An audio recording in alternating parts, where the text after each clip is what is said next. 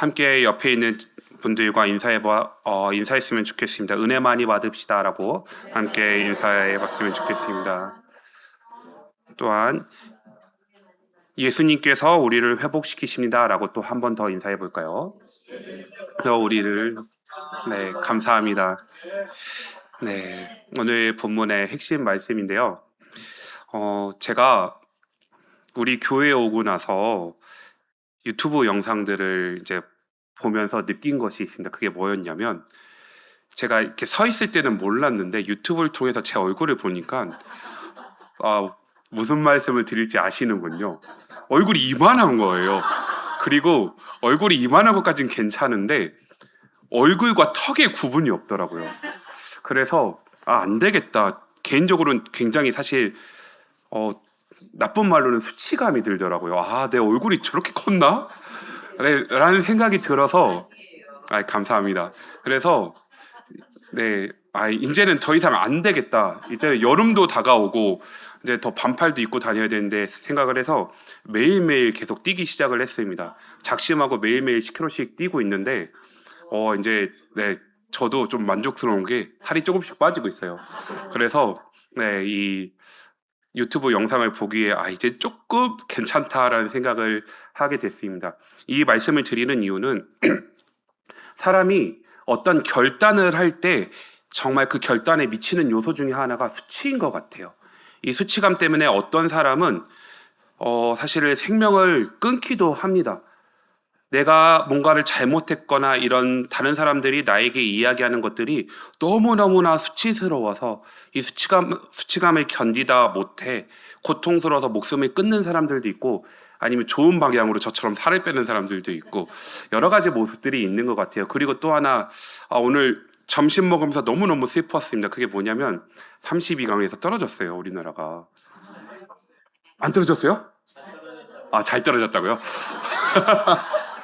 예, 축구에서 떨어졌는데 개인적으로는 사실 너무 속상한 게 2002년도보다 지금 우리나라 국가대표 선수들의 개인적인 커리어가 비교도 안 될 정도로 훨씬 좋습니다.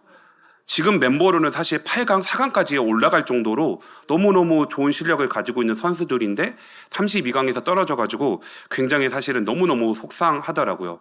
그래서 이것도 왜 이렇게 내가 속상하지? 이 좋은 멤버들을 가지고 이렇게 못한다는 것 자체가 그냥 속상한 마음들이 많이 드는 생각들이 들면서, 그러면서 이제 생각을 좀 해보게 됩니다. 여러 가지 속상한 이유가 있겠지만 그 중에 하나가 또 어떻게 보면 수치가이지 않을까. 누가 봐도 지금 역대급 멤버이기 때문에 높은 성적을, 좋은 성적을 낼 거다라고 생각을 했을 건데 그 목표에 도달하지 못하는 모습을 보면서 참 마음이 아팠던 것 같습니다. 그러면서 오늘 본문의 말씀을 함께 보고자 합니다. 오늘 본문의 주인공은 12년 동안 혈루병을 앓았던 그 여인입니다. 이 여인은 자세히 보시면 아시겠지만 혹시 이 여인의 이름을 아세요?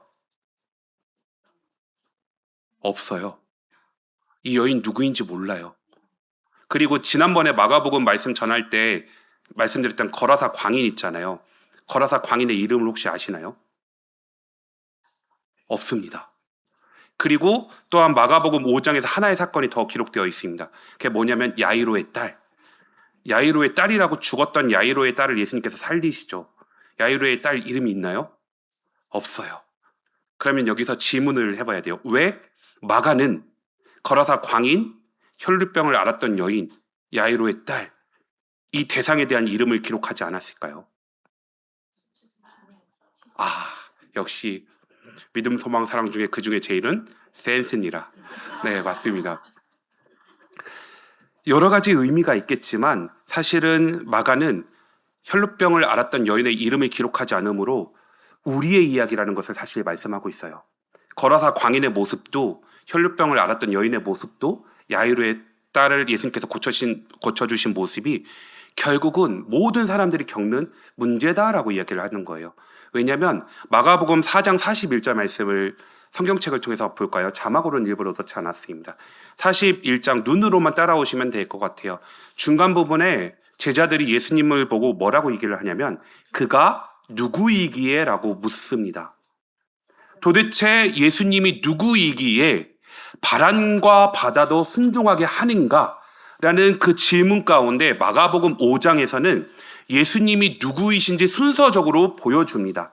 4장의 그 사건을 통해서 예수님은 누구시다라고 얘기를 하고 있냐면 만물을 다스리시는 만물의 주인이심을 이야기하고 있어요. 그리고 거라사 광인의 그 사건을 통해서는 예수님은 귀신을 제압하시는 분이시다라고 얘기를 하고 있고, 혈루병 여인의 이 사건을 통해서는 예수님을 누구로 이야기를 하냐면 질병을 치료하시는 분으로 얘기하고 있습니다. 그리고 한 단계 더 나아가서 야이로의 딸을 살려주심으로 인해서 성경은 예수님은 죽음을 다스리시고 죽음을 정복하시는 분이다라고 성경이 보여주고 있습니다.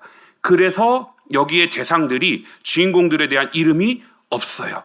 결국은 마가복음 5장을 통해서 이 거라사 광인과 혈루병을 앓았던 여인의 모습, 그리고 죽었던 이 사람의 모습은 모든 사람들이 다 겪는 문제이다라고 사실은 이야기를 하고 있습니다. 그러면서 오늘 이 여인에 대해서 이야기를 하죠. 몇 년 동안 혈루병을 앓았다고요? 12년입니다. 사람들은, 성경은 이 여인의 이름을 이야기하지 않습니다. 이 여인이 앓았던 혈루병으로 이 여인의 정체에 대해서 이야기합니다. 사람들은 이 여인을 혈루병 여인으로 기억합니다. 그리고 오늘날 우리도 마찬가지죠. 그리고 이 여인을 오랜 시간 동안 고통을 당해왔던 여인으로 기억합니다. 그리고 이 여인을 수치 가운데 놓여 있었던 여인으로 기억합니다. 참 아픈 일이죠. 다른 사람들이 나를 볼 때 나의 이름을 부르는 게 아니라 저 사람은 어떠한 사람이야. 저 사람 망한 사람이야. 저 사람은 오랜 동안 힘들었던 사람이야. 자식 복이 없는 사람이야. 내 이름이 아니고 내가 겪고 있는 아픔을 통해서 나에 대해서 바라본다면 이것이 얼마나 고통스러운 일이었을까요? 이 모습은 사실 우리의 모습입니다. 우리가 가지고 있는 이름으로 불리지 못하고 내 안에 있는 상처로 불리는 모습들, 실패한 사람이야, 저 사람은 문제가 있는 사람이야, 병든 사람이야, 상처 많은 사람이야, 늘 힘든 사람이야 라고 이야기할 때, 그것들로 인해서 내 자신의 정체성이 규정될 때 우리는 참으로 고통스러울 때가 많은 것 같습니다. 오늘 본문의 여인이 그런 사람이었습니다. 이 여인은 단순히 아픈 사람 이상이었습니다. 12해 동안 혈루증을 앓았다라고 25절 말씀이 이야기하고 있죠. 하루 이틀이 아니에요. 12해입니다. 긴 병에 장사 없습니다. 정말 그런 것 같아요. 한두 달도 아니에요. 12해입니다. 12해 동안 특별히 뭐가 멈추지 않았다고요? 피가 멈추지 않았습니다. 하혈을 계속했던 여인. 얼마나 사실 힘들었을까요? 내가 매일매일 피가 나고 피가 마르지 않아서 너무너무 고통스러워서 이 질병만으로도 너무 힘들고 어려운데, 레위기 15장 율법에 의하면 이런 피를 흘리는 나의 모습을 사람들은 부정하다, 더럽다, 역겹다라고 이야기를 합니다. 내가 만지는 것, 이 혈병을 앓았던 여인이 만지는 것 부정해진다라고 사람들은 싫어합니다. 그녀가 앉았던 자리, 죄송해요, 죄수 없는 자리다라고 사람들이 피합니다. 부정한 사람 멀리 가세요. 나한테 오지 마세요. 사람들이 나를 밀어냅니다. 질병으로 인해서 고통당하는 것만으로도 너무너무 힘들고 슬픈데 율법에 의해서 죄인으로 정죄받고 난 부정한 존재야 라고 사람들은 여기기 때문에 예배의 자리에 갈 수 있었을까요? 못 갑니다. 공동체 사람들이 모이는 장소에 갈 수 있었을까요? 못 갑니다. 소외되고 고립되었던 이 사람의 모습, 몸이 아팠지만 몸만 아팠던 게 아니고 마음도 아팠습니다. 관계도 아팠어요. 예배의 자리에서도 멀어졌습니다. 사람들 앞에서 그 결과 숨어 다닐 수밖에 없었습니다. 질병은 몸 안에만 머물러 있지 않았습니다. 이런 질병의 상태가 사실은 우리의 삶을 때리기도 합니다. 질병은 우리의 몸을 때리죠. 그리고 마음을 때리고 관계를 때리고, 그리고 오늘 본문에 의하면 이 여인의 재산도 때렸습니다. 병이 낫지 않자 모든 재산을 다 어떻게 했다고요? 허비했다라고 말씀하고 있습니다. 그리고 결정적인 것, 예배의 자리도 때려버립니다. 그래서 예배의 자리에 함께 할 수 없는 모습들. 그리고 마지막으로 나는 부정한 여인이야 라고 생각하게 만드는 내 눈까지 질병이 때려버리는 모습을 성경은 보여주고 있습니다. 오늘 본문은 바로 그런 여인을 예수님께서 만나시는 이야기입니다. 그리고 오늘 본 말씀의 핵심은 단순한 치유가 아니라 회복에 대한 말씀입니다. 오늘 말씀을 함께 읽어보셨죠? 이상하지 않으세요? 오늘 이렇게 12해 동안 혈루병을 앓아왔던 여인을 29절에서 단 한 줄로 예수님께서 치료하셨다라고 딱 한 줄로 끝냅니다. 그리고 30절부터 34절까지의 치료하신 내용이 있으면 사실은 본문상 여기서 끝나야 되거든요.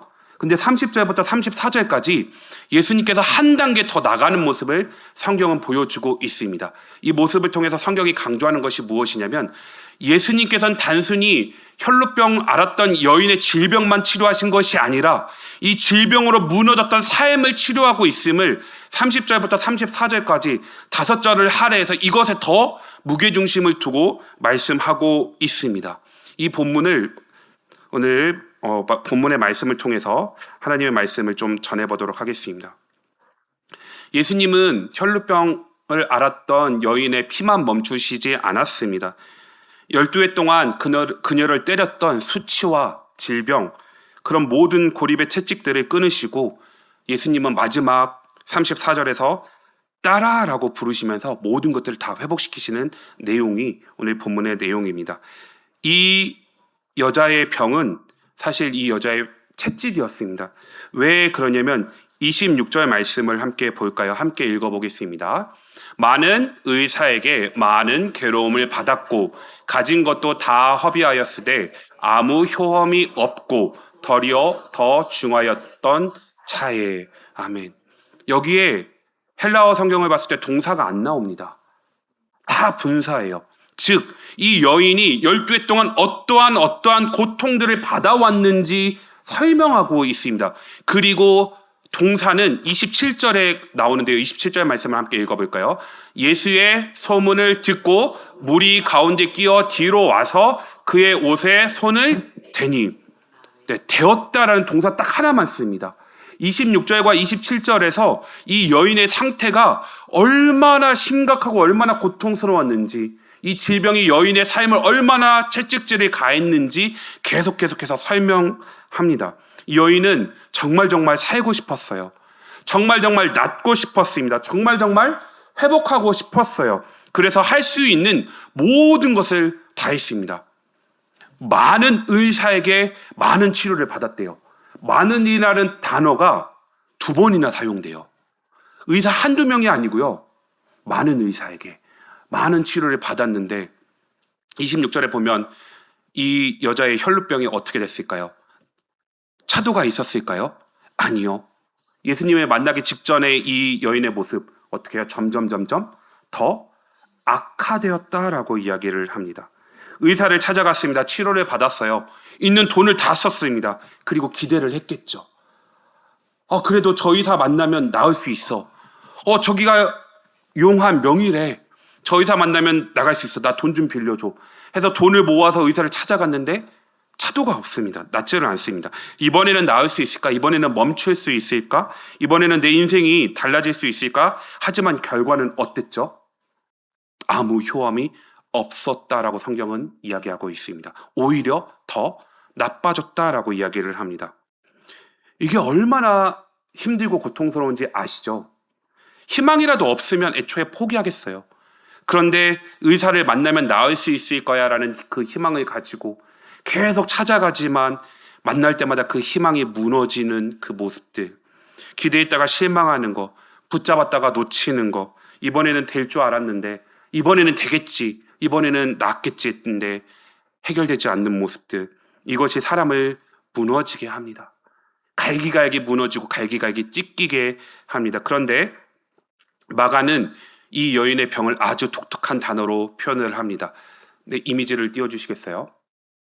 너무너무 사실은 이상했습니다. 왜 이상했냐면 이 여인의 아픈 부분이 무엇이었죠? 혈루병이었잖아요. 그런데 29절의 말씀을 보면 예수님께서 뭐라고 말씀을 하시냐면 이에 그의 혈루 근원이 마름에 혈루가 나았다라고 말씀하시지 않고 성경은 뭐가 나았다라고 얘기하냐면 병이 나았다라고 얘기를 해요. 혈루병을 앓았던 여인인데 예수님께서 이 혈루병을 고쳐주셔야 되는데 마가는 성경은 혈루병이 나았다라고 얘기를 하지 않고 병이 나았다라고 얘기를 해요. 왜 성경이 이렇게 기록하고 있지라고 하면서 병이라는 단어를 찾아봤는데 가운데 빨간색으로 크게 있는 글씨 보이세요? 한번 읽어볼까요? 시작. 마스틱스. 네. 신대원 가셔도 되겠는데요. 헬라어를 읽으시고 대단하시네요.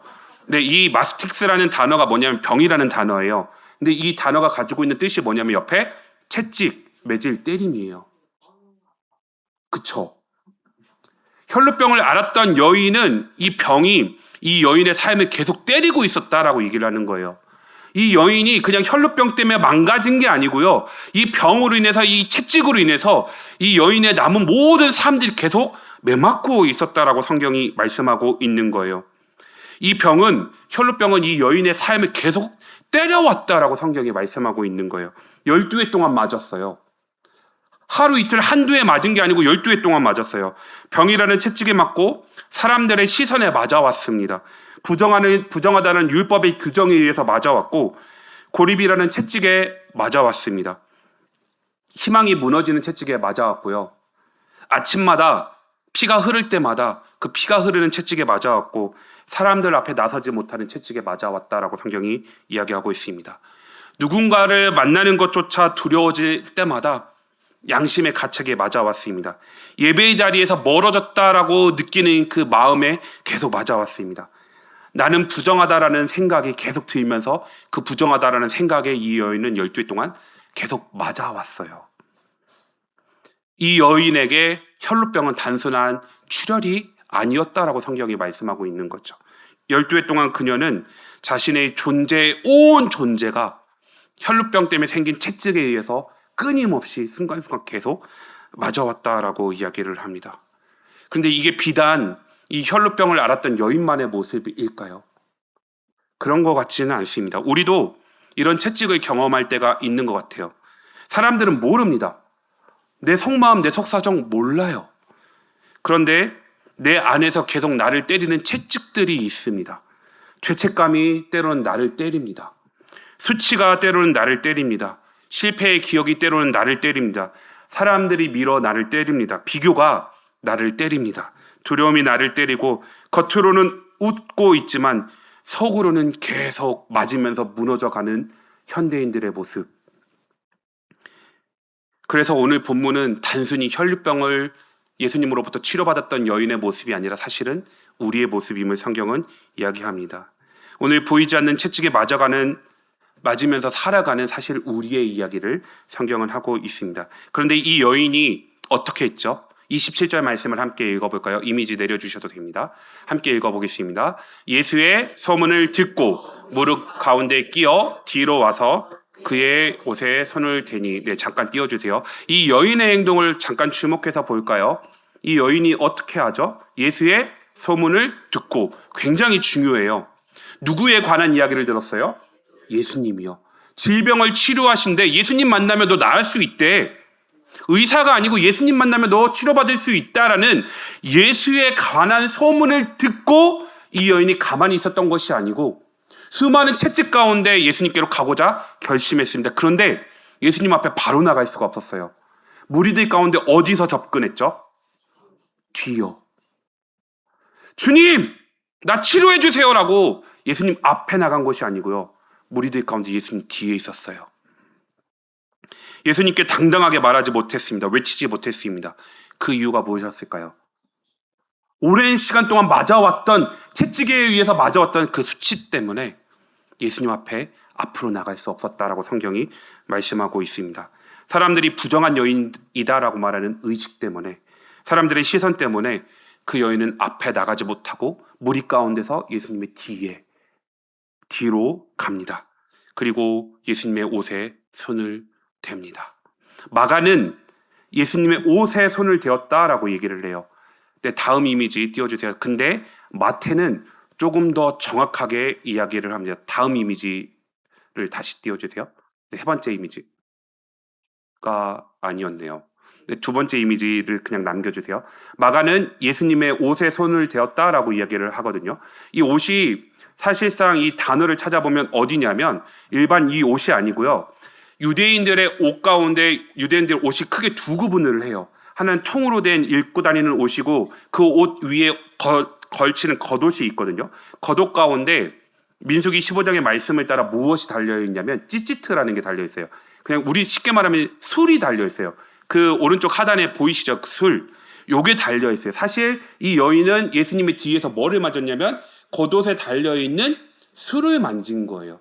마가는 이 술을 만졌다라고 기록을 하는데 마태는 이걸 조금 더 자세하게 이야기합니다. 마가는 이 여인이 예수님의 뒤로 와서 겉옷을 만졌다라고 얘기를 하지만 마태는 이 술을 만졌다라고 얘기를 합니다. 그런데 이 술은 민수기 15장에 의하면 하나님의 언약을 기억하도록 만들기 위해서 제사장의 옷에 술을 달라라고 말씀을 하고 있어요. 그런데 이 술은 말라기 4장 2절에 의하면 치료의 광선이다라고 이야기를 하고 있어요. 똑같은 단어예요. 근데 다르게 날개라는 단어로 다르게 번역을 하고 있거든요. 즉 마가는 이 여인이 와서 예수님의 옷을 만졌다라고 얘기를 하지만 마태복음에서는 이 여인이 와서 예수님의 겉옷 가운데 술을 만짐으로 무엇을 이야기하고 있냐면 말세가 되면 메시아가 와서 병들린 사람들을 치료할 거라는 그 말라기 4장 2절의 말씀을 의지해서 그것들을 하나님의 신실하신 그 언약을 기억해서 예수에 관한 소문을 들었을 때 예수의 뒷가운데 가서 그 언약을 붙들고 예수님의 겉옷을 만졌다라고 이야기를 하고 있습니다. 마지막 힘을 다해서 손을 뻗었습니다. 아마 진짜 마지막 순간이었을까요? 해볼 거 다 해보고 그 절망의 순간 가운데 예수님에 대한 소문을 듣고 메시아가 오면 우리의 질병을 치료해 줄 거야. 그래도 희망이 있지 않을까? 마지막 그 희망의 끈을 가지고 소문을 듣고 나가서 예수님의 그 술을 잡습니다. 그러면서 이 손을 통해서 이렇게 예수님께 사실은 고백하고 있는 거죠. 예수님, 나 할 만큼 해봤는데 더 이상 할 방법이 없어요. 나 많은 의사들 만나보고 많은 돈을 들여서 치료해보려고 했는데 더 이상 내 힘으로 회복할 수 없습니다. 그러나 언약을 통해서 말씀하신 그 예수님, 그분 당신이 진정 메시아라면 당신의 옷자락을 만지는 것만으로도 나는 나을 수 있습니다.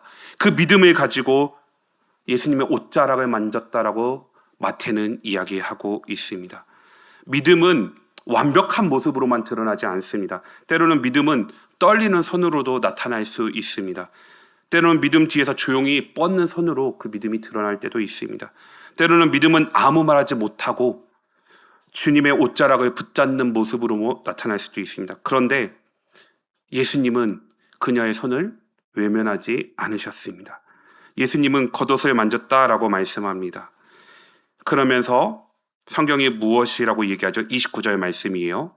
이에 그의 혈루 근원이 곧 마름에 병이 나은 줄을 몸에 깨달으니라 라고 얘기를 합니다. 당신이 메시아라면 나의 이 질병을 치료하실 줄 믿습니다라고 믿음의 손을 뻗었을 때 즉시예요. 곧이라는 말이 즉시거든요. 손을 닿자마자 즉시 무엇이 말랐다고요? 혈루의 근원이요. 질병만 사라진 게 아니에요. 이 질병을 만들어내는 근원, 이 근원도 예수님께서 치료해 주셨다라고 이야기를 합니다. 하나님, 저 같은 사람에게도 하나님의 언약이 여전히 유효합니까? 부정하다고 밀려난 사람에게도 하나님의 은혜가 있습니까? 하나님의 언약 안에 나 같은 사람도 그 언약 안에 들어갈 수 있습니까? 이 혈류병을 앓았던 여인은 그렇게 손을 뻗었습니다. 그때 예수님은 그 손을 밀어내지 않으시고 예수님의 능력으로 이 피의 근원을 말려주셨다라고 성경이 말씀하고 있습니다. 혈로의 근원, 샘, 근원, 원천입니다. 마가는 피가 그쳤다라고 말하는 게 정상인데 피가 그쳤다라고 얘기하는 것이 아니고 혈로의 근원이 말랐다라고 이야기를 합니다. 이것이 사실 굉장히 중요합니다. 왜냐하면 이 혈루병을 앓았던 여인의 근원이 무엇이었죠? 생명을 소진시키는 근원을 가지고 있었어요. 12년 동안 그녀는 피와 함께 건강을 잃어갔죠. 그리고 돈도 잃었고요. 관계도 잃었고요. 예배 자리도 자기 자신을 보는 눈도 잃었습니다. 그녀의 삶은 죽음의 샘에서 계속 흘러나오는 물 가운데 지배당하고 있는 삶이었지만 예수님께서 혈루의 근원을 말려주셨어요. 죽음으로 흘러가던 그 샘이 멈춰버린 겁니다. 예수님은 우리를 치료하실 때 겉의 증상만 치료하시는 분이 아니다라고 말씀하고 있죠. 우리의 질병의, 우리의 문제의 근원까지 다루시는 분이다라고 성경에 말씀하고 있습니다. 우리는 기도하면서 겉으로 드러난 문제만 해결해 달라라고 기도할 때가 많은 것 같습니다. 그래서 상황이 바뀌기를 원합니다. 문제가 해결되기를 바랍니다. 몸이 낫기를 원합니다. 관계가 회복되기를 원하고 우리의 문제가 회복되기를 원합니다. 물론 그것도 정말 중요하죠. 그런데 예수님은 우리의 기도를 통해서 우리가 믿음으로 예수님께 손을 들어서 예수님의 옷자락을 만지는 이 모습을 통해서 예수님은 우리의 문제의 근원까지 치료하기를 원하신다라고 성경은 이야기하고 있죠. 우리 안에서 무엇이 흘러나오고 있는지를 보고 계십니다. 우리 안에 수치의 근원, 두려움의 근원, 죄책감의 근원, 절망의 근원, 끊임없이 나를 고갈시키는 그 근원들을 해결해 주시겠다라고 말씀하고 계시는 거죠. 이분이 바로 우리 구주 예수 그리스도이다라고 마가는 오늘 본문의 말씀을 통해서 이야기하고 있습니다. 그러면서 30절부터 34절까지 예수님께서 치료해 주신 것으로 끝내는 것이 아니라 독특하게 이렇게 하십니다. 예수님이 자기의 힘의 근원이, 자기의 능력이 누구에게 나갔는지 모르셨을까요? 아니요, 아셨어요. 아신 상태에서 예수님이 무엇을 하셨냐면 무리 가운데서 계속 두리번 계속 일부러 찾으십니다. 자기 뒤에서 술에 옷을 댄 여인이 누구인지 아셨지만 공개적으로 그 여인을 계속 찾고 계셨어요. 왜 찾고 계셨을까요? 혈루의 근원 때문에 아파서 힘들었던 것도 있지만 이 혈루 때문에 수치 가운데 살아가고 있었던 이 여인을 공개적으로 사람들 앞에서 낫다라고 말씀하시면서 회복시키시고자 공개적으로 사람들 앞에서 이 여인 혈루의 근원이 말랐기 때문에 더 이상 병 때문에 부정한 여인이 아니야. 이 여인은 치료받은 여인이야. 그러니까 더 이상 이 여인은 부정하지 않아. 라는 것을 많은 사람들 앞에서 공개적으로 드러내 보여주시고자 예수님께서 계속 이렇게 물으면서 찾고 계십니다. 누가 내 옷에 손을 대었느냐. 계속 그래서 찾고 계시고 결국 34절에 뭐라고 말씀하시죠? 34절 말씀을 함께 읽어보겠습니다. 예수께서 이르시되 딸아 내 믿음이 너를 구원하였으니 평안히 가라. 내 병에서 놓여 건강할지어다 라고 말씀하십니다. 이름 없던 여인을 뭐라고 부르시죠? 딸아라고 부르십니다. 혈루병 때문에 모든 것이 망가졌던 이 여인의 삶을 딸아 한마디로 완전히 다 회복시키십니다.